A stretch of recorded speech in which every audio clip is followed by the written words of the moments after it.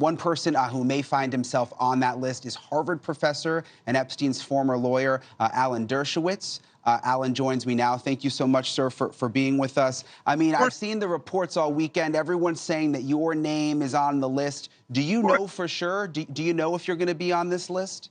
Of course I'm on the list. I was his lawyer. I flew down on his plane to represent him in court.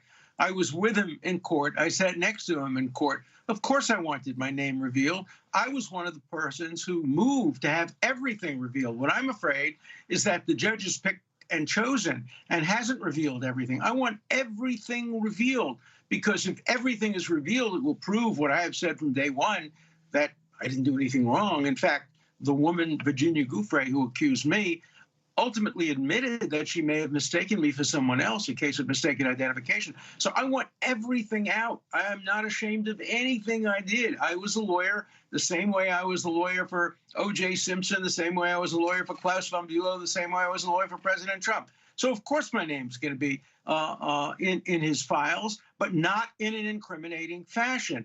But what I want to, the message I want to send to people is the Me Too movement is anxious to get all these names out. The Me Too movement hasn't said a word about 1,200 Jews, many of them raped, their breasts cut off, mutilated. This is such a double standard. What Epstein did, of course, dead wrong. But these radical feminists who are behind all this, who are complaining so bitterly about Epstein, their silence about women being raped and mutilated is shocking. I hear you, and it enrages me, and I think about it all the time in terms of the people who are not speaking up. I want names of every woman who is a feminist, who has spoken up about Jeffrey Epstein, and who has remained silent about these rapes and mutilations and murders. I want their names published. I'm a First Amendment person. I want everything out there. I don't want any secrets, but I don't want the names of these hypocritical Me Too movement women. Me Too, except if you're a Jew. That's what it stands for. Yeah, listen, I hear you, and that infuriates me too. There's a whole population out there that has not stood up for the Jewish women, and that's a problem. But I want to get back to the Epstein list, Alan. I want to get back to the Epstein list. I mean, why? I mean, you've been very open about the whole thing. You fought the allegations. The lawsuit was dropped. Why do you think so many of these other people seem to be very, very nervous about this list coming out?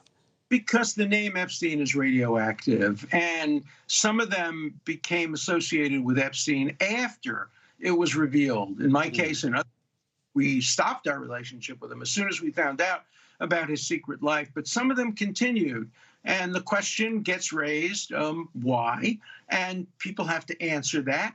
But I'm perfectly comfortable with everybody's name being released. What I'm worried about is that this judge may have been selective in what she released, and it may not be fair to some people to have their names released while others are not released. But nobody should presume anybody guilty just because they knew Jeffrey Epstein.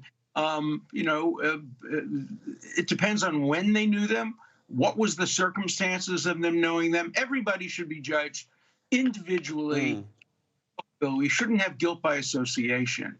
Hey, thank you for watching. Please go to newsnationnow.com, newsnationnow.com, and you can find NewsNation on your television provider. And don't forget to click the red subscribe button down below. Then you will get more of NewsNation's fact-driven coverage.